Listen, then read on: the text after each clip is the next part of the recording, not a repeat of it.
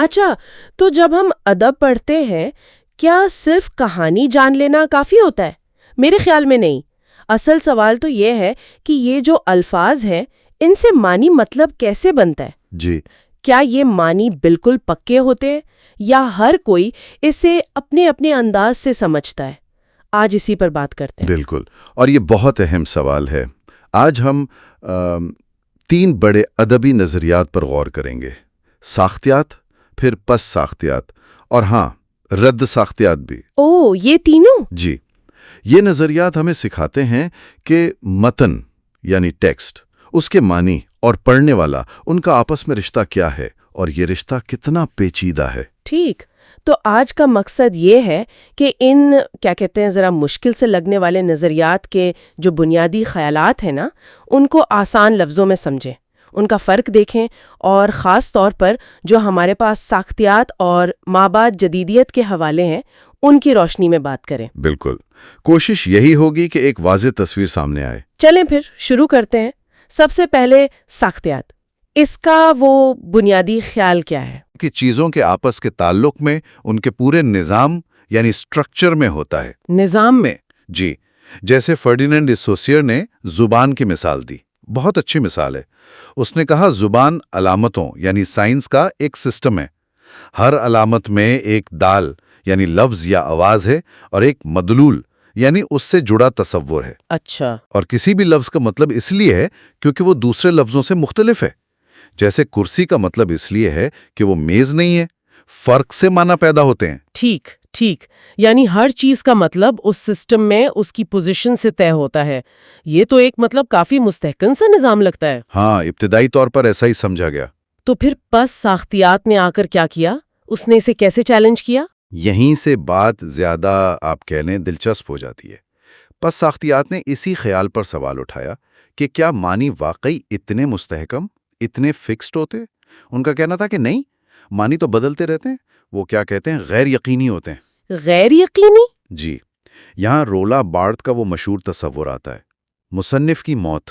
ہاں، the death of the author, کافی سنا ہے اس بارے میں۔ بالکل، اس کا مطلب یہ نہیں کہ مصنف مر گیا، بلکہ یہ کہ متن کو سمجھنے کے لیے مصنف کی نیت یا ارادہ حتمی نہیں رہا۔ متن خود مختلف ثقافتی سماجی حوالوں کا ایک جال بن جاتا ہے، اور معنی قاری کی تشریح سے پیدا ہوتے ہیں۔ مصنف بس ایک جو سمجھے نقطہ آغاز ہے۔ اوہ، یہ تو واقعی بڑی تبدیلی ہے سوچ میں۔ مصنف کی نیت سے ہٹ کر قاری پر زور۔ جی ہاں، اور پھر مشیل فوکو آئے۔ انہوں نے دکھایا کہ زبان اور متن کیسے طاقت کے نظاموں سے جڑے ہیں۔ کون سی بات کہی جا سکتی ہے، کون سی نہیں، یہ سب طاقت طے کرتی ہے۔ اچھا، اور دریدا، ژاک دریدا؟ دریدا نے تو معنی کے مرکز کے خیال کو ہی چیلنج کر دیا۔ انہوں نے عدم مرکزیت یعنی ڈی سینٹرنگ کی بات کی، کہ کوئی ایک فکسڈ معنی، کوئی مرکز نہیں ہوتا۔ اور یہی ہمیں رد ساختیات کی طرف لاتا ہے نا؟ D construction. یہ پس ساختیات سے کیسے الگ ہے؟ یہ تو اکثر بہت پیچیدہ سمجھا جاتا ہے۔ ہاں، تھوڑا سا فرق ہے۔ رد ساختیات جو خاص طور پر دریدا سے ہی وابستہ ہے، وہ متن کے اندر اس کی اپنے بناوٹ میں چھپے ہوئے تضادات کو ڈھونڈتی ہے۔ تضادات؟ کانٹرڈکشنز۔ جی، نظریہ یہ ہے کہ ہر متن، ہر تحریر انجانے میں خود اپنی کہی ہوئی بات کو کمزور کرتی ہے یا اس کی نفی کرتی ہے۔ وہ متن کو کھول کر اس کی پرتیں الگ کر کے دکھاتی ہے کہ دیکھو یہاں یہ بات خود اپنے آپ سے ٹکرا رہی ہے۔ اچھا، تو یہ کسی ایک حتمی فائنل معنی تک پہنچنے کے امکان کو ہی رد کرتی ہے۔ تو اگر بہت مختصر بتانا ہو ان تینوں میں بنیادی فرق کیا ہوا؟ دیکھیں، ساختیات ایک منظم، مستحکم ساخت اور معنی کے ایک مرکز پر یقین رکھتی ہے۔ پس ساختیات کہتی ہے کہ مرکز تو ہے، لیکن وہ ہلتا رہتا ہے، غیر مستحکم ہے، اور معنی بدلتے رہتے ہیں، قاری اہم ہے۔ ٹھیک ہے۔ اور رد ساختیات کہتی ہے کہ کوئی مرکز ہے ہی نہیں، معنی تو متن کے اپنے تضادات میں بکھرے ہوئے ہیں، اور متن خود ہی اپنے معنی کو رد کرتا رہتا ہے۔ واہ، مغرب میں تو ان نظریات نے واقعی ادبی تنقید کا نقشہ ہی بدل دیا۔ اردو میں ان کا کیا معاملہ رہا؟ جی، اردو میں یہ نظریات آئے تو، لیکن نسبتاً دیر سے، اور ان کا اثر بھی ویسا نہیں رہا جیسا مغرب میں تھا۔ ڈاکٹر گوپی چند نارنگ صاحب کا کام اس حوالے سے بہت نمایاں ہے۔ ان کی کتاب ساختیات، پس ساختیات اور مشرقی شوریات ایک اہم سنگ میل ہے۔ ہاں، وہ کتاب تو بہت مشہور ہے۔ انہوں نے کوشش کی کہ ان مغربی تصورات کو ہماری اپنی ادبی روایت جو مشرقی شعریات ہے، جیسے رمز و ایماں، عروض، اعجاز، ان سے جوڑ کر دیکھا جائے۔ کچھ اور نام بھی ہیں جیسے عبداللہ جاوید، سلیم احمد، شمیم حنفی، انہوں نے بھی اس پر لکھا، لیکن مجموعی طور پر اردو تنقید پر ان کا اطلاق محدود رہا۔ شاید ہماری ادبی روایت کا مزاج مختلف ہے۔ اور ادب پر ان کے اچھے برے مثبت اور منفی کیا اثرات ہوئے؟ فائدے تو یہ ہوئے کہ متن کو زیادہ گہرائی سے، زیادہ باریک بینی سے پرکھا جانے لگا، قاری کی اہمیت بڑھی۔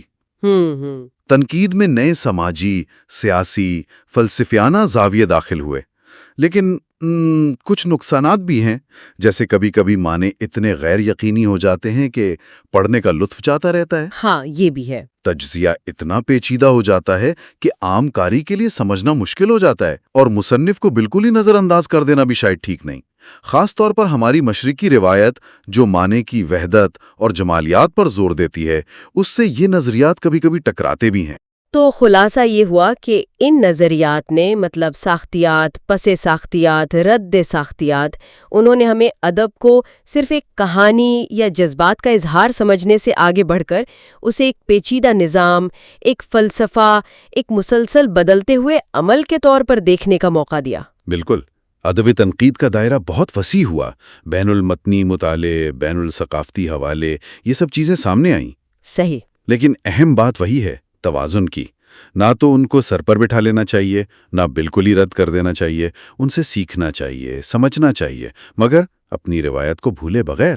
اور آخر میں ایک سوال چھوڑ جاتی ہوں سب کے لیے سوچنے کو، کیا یہ ممکن ہے کہ ہم ان مغربی نظریات کے جو تجزیاتی ٹولز ہیں ان کو استعمال تو کریں، مگر اپنی مشرقی، اپنی اردو ادبی روایات کی جو خاص بات ہے، جو انفرادیت ہے، اسے سمجھنے اور دنیا کو دکھانے کے لیے استعمال کریں، بجائے صرف ان کو اپلائی کرنے کے، انہیں اپنی ضرورت کے مطابق ڈھال لیں؟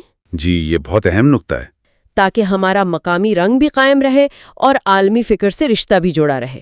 اس پر غور کرنا چاہیے۔